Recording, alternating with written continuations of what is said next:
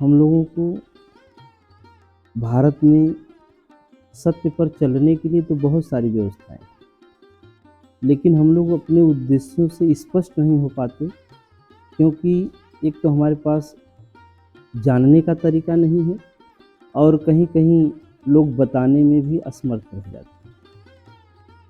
और आश्रम का मतलब ये होता है जहाँ हम मन से लड़ना सीखें। इन दीवालों का नाम आश्रम नहीं। आओ और श्रम करो, जहाँ मन से लड़ना सीखो, या ये कह सकते हैं कि जैसे जहाँ भटकते हुए जीव को आश्रय मिलता है, उसका नाम ही आश्रम है। भगवान कृष्ण ने गीता में कहा कि अपि चेत्सु दुराचारो भजते माम अनन्य भाव साधुरेव समन्तव्यः सम्यक व्यवस्थितो हि सः।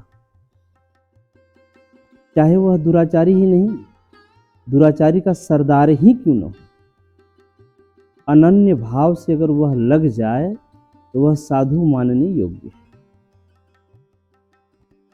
और उसी उद्देश्य की पूर्ति के लिए ये जगह जगह गुरु घराने हैं, उसी को आश्रम भी कहते हैं। आश्रम का निर्माण हमारे यहाँ ऐसा नहीं है। जैसे गुरु महाराज जब भजन साधना कराते थे, 10 साल 12 साल साधना करने के बाद महाराज विचरण में भेज देते। तो विचरण में जाने के बाद महाराज समझाते थे कि अगर भगवान कहीं बैठने के लिए कहें तो बैठ जाइए।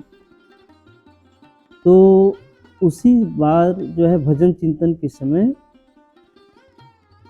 चलते हुए अगर आपको निर्देशन बाएं पैरों से रुकने का हो गया, फिर दाहिनी पिंडली फड़कने रही है, चलने का अभ्यास हो गया, फिर बैठने का भी निर्देशन है, अंग स्पंदन की पुस्तक में गुरु महाराज ने समझाया। फिर वहाँ पे बैठ करके भजन चिंतन करने लगे। फिर वही जगह भक्तों ने निवेदन प्रार्थना करके कि भगवान यहाँ पे रहें, हम लोग सेवा करेंगे, भजन करेंगे, अभ्यास करेंगे। उनको गुरु महाराज की साधना विधि सबसे अच्छी लगी। यहाँ कोई भटकाव नहीं है, कोई भ्रम नहीं है, कोई रूढ़ी नहीं है, और कम समय में मुझे यह आभास हो जाता है कि कोई है जो हमारे आगे पीछे चलकर मेरा मार्गदर्शन करता है। इसलिए उसी के क्रम में जगह जगह आश्रम बन गए। तो यह हो गया आश्रम से संबंधित। रही बात कि हम लोगों को यहाँ करना क्या है, तो गुरु महाराज का उद्देश्य है कि जो कोई जिज्ञासु अगर आपके पास आए, तब उसको ज्ञान ध्यान साधना जो आपको बताना है वह बताए। घूम घूम करके जा करके दरवाजे दरवाजे आपको कहने सुनने की जरूरत नहीं। याचना की दृष्टि से भी आपको अपने लिए कुछ मांगना नहीं है। शांति से अपना भजन करो। भगवान जिसको प्रेरणा करेंगे वह आएगा, आपको प्रसाद देगा, आप पाइए और अपने भजन सेवा में लगे। गुरु महाराज को भगवान के द्वारा जो शास्त्र लिखवाया गया वह था यथार्थ गीता। यथा अर्थ, ज्यों का त्यों। ज्यों का त्यों का मतलब यथा माने ज्यों का त्यों, अर्थ जो भगवान कृष्ण ने अर्जुन को समझाया, जिस उद्देश्य से समझाया। आज भ्रांतियों का इतना बाहुल्य हो गया था कि हम लोग सत्य को समझने में असमर्थ हो गए, और उसी की पूर्ति के लिए आज भगवान ने उस यथार्थ गीता के माध्यम से हम लोगों को समझाया। लोग यह भी कह सकते हैं कि गीता तो बहुत पहले से है, फिर यथार्थ गीता की क्या जरूरत है। तो 5200 वर्ष हो गया, गीता तो थी ही, फिर हमारा देश टूटा क्यों? ये समाज में भ्रांतियां फैली क्यों? लोग सत्य के प्रति अनजान क्यों रह गए? तो निश्चित है कि हम लोग कहीं न कहीं सत्य से वंचित रह गए। सत्य के नाम पर रूढ़ियों के शिकार हो गए, रूढ़ियों से ग्रसित हो गए, सत्य नहीं मिल पाया। फिर वो कुछ ऐसे शब्द थे जिसको आज तक स्पष्ट नहीं किया गया।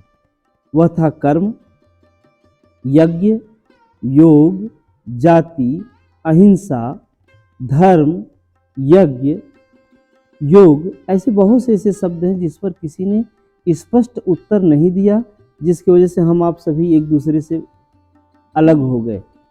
हमारा ही एक भाई अलग जाति का, हमारा एक भाई दूसरी जाति का, ईश्वर एक, उसके संतानें 10 जाति की। यह भ्रांतियां हमारे दिमागों में इतना ग्रसित कर ली कि हम एक दूसरे से लड़ने, झगड़ने, मरने को, मारने को तैयार हो गए। इन्हीं सब भ्रांतियों को दूर करने के लिए गुरु महाराज को भगवान ने प्रेरणा दे करके आकाशवाणी के माध्यम से लिखवाया और गुरु महाराज ने उसको संकलित किया। फिर इसके बाद कुछ जिसको जिज्ञासा हुई उन्होंने इसकी सेवा आगे बढ़ाई। तो इस तरीके से हर भाषाओं में इसका प्रसारण हुआ। जो जिज्ञासु हैं, खोजते हैं और कम समय में वो भगवान से बातें करते हैं, अनुभव संचार उनका शुरू होता है और उनके पास सोचने का तरीका मिल जाता है कि कैसे हम सोच को दिशा दें। नहीं तो लोग रूढ़ियों को संजोए रखे रह जाते हैं। हमारा घर का बालक एक क्लास में 2 बार फेल हो जाए तो हम उसको बाहर कर देते हैं। हम कहते हैं नहीं, इसके पास तो दिमाग ही नहीं है।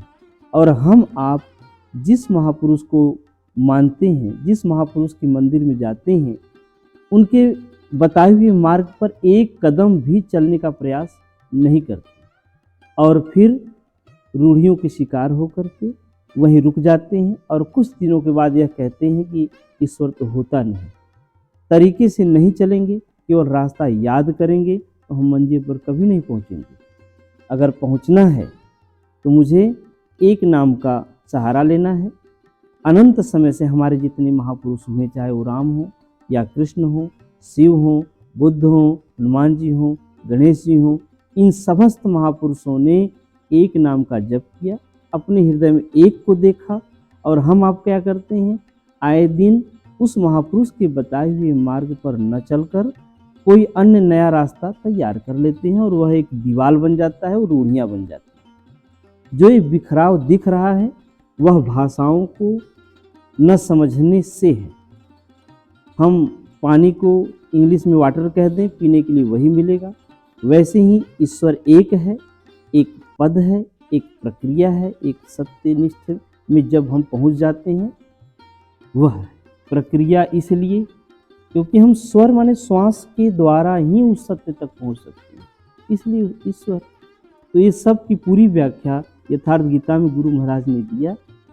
कम समय में हम उस ईश्वर को अनुभूत कर सकें, इसके लिए लोगों की व्यवस्था है कि हाँ, यहाँ पे रह के भजन चिंतन करिए।